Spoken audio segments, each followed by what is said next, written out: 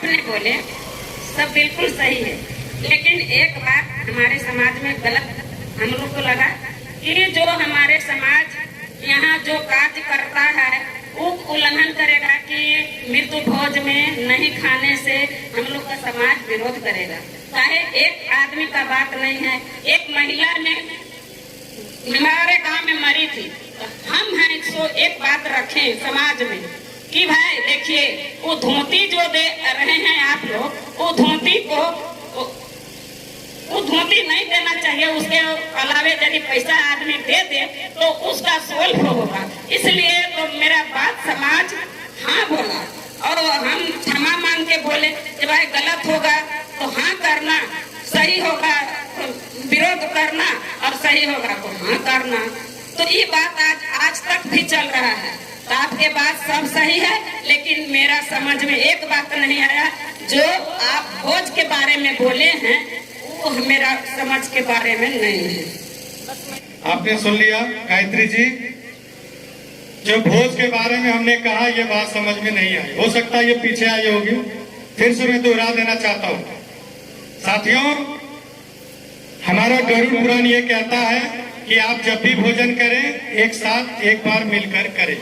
तो मृत्यु भोज करनी है, मैं मृत्यु भोज मना नहीं करता, लेकिन कर्मठ के बाद जो कुटुंब और गोतिया जो मिलकर हम लोग एक साथ भोजन करते हैं, इस कार्यक्रम को ही मृत्यु भोज कहते हैं और इस कार्यक्रम को वहीं तक संपन्न करनी है, ये गरुड़ पुराण इजाजत देती है। और इसके बाद जो 7 बजे से लेकर के 12 बजे रात तक आप करते हैं तो ये एक आडंबर है, एक दिखावा है। तो साथियों, हमने आपको टॉर्च दे दिया है, अब अंधेरे में आपको कैसे चलना है ये आपको सुनिश्चित करना है। ये कोई जोर जबरदस्ती नहीं कि हम तो पहले भी कहे कि हमने कहा और आप मान ले, ऐसा नहीं है। लेकिन हमारा गरुड़ पुराण जो कहता है, जो हमारा शास्त्र कहता है, आप उसे जाने, आप उसे माने। ये पुस्तक कोई लाख 2 लाख 5 लाख में नहीं मिलती है, मात्र 100 से 150 रुपये इस पुस्तक की दाम है। आप उसे लाकर पढ़ें, मुझे पूर्ण विश्वास है कि आप जो अज्ञानता आपके भीतर है, जो अंधेरा आपके जीवन में है, मुझे पूर्ण विश्वास है कि यह पुस्तक या ग्रंथ या शास्त्र को पढ़ने के बाद आपको बिल्कुल ज्ञान का दर्शन होगा और फिर आप इस बात से सदा सदा के लिए मुक्त होंगे। बुर्ला के रोला बगीचा में आज हम उपस्थित हुए हैं। साथियों, एक एक बात को ध्यान से सुनिएगा, कोई मदारी वाले का खेल या फिर कोई नेता मंत्री का भाषण समझकर इसे हल्के में ना लें, क्योंकि आपकी एक नादानी पूरे गांव को बर्बाद जैसे कर रही थी वैसे होता रहेगा और आपकी एक बुद्धिमानी पूरे गांव को बचा सकता है। तो ध्यान से सुनिएगा एक बातों को। पूरे हिंदुस्तान में केवल 10% घर ऐसे हैं जिनके घरों में गरुड़ पुराण की पाठ पढ़ी जाती है इंसान के मरने के बाद। 90% घर ऐसे हैं जहां पे गरुड़ पुराण होती ही नहीं।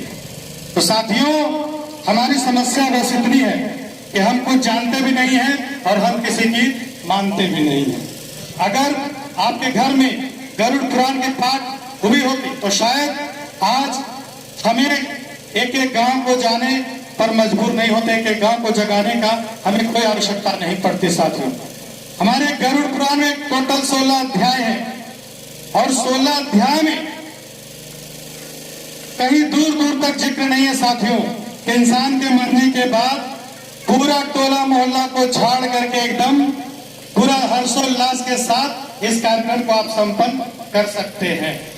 साथियों, कई गांव तो ऐसे भी हैं कि 13वां के दिन मांसाहार का सेवन करते और करवाते भी हैं। तो साथियों, हमें समझना होगा हम कितने घटिया समाज से बिलोंग करते हैं। हमारे गरुड़ पुराण में कुल 16 अध्याय हैं और 16 अध्याय में कहीं दूर दूर तक इसका जिक्र नहीं है। इंसान के मरने के बाद आपको मांसाहार का सेवन करना या करवाना अनिवार्य है।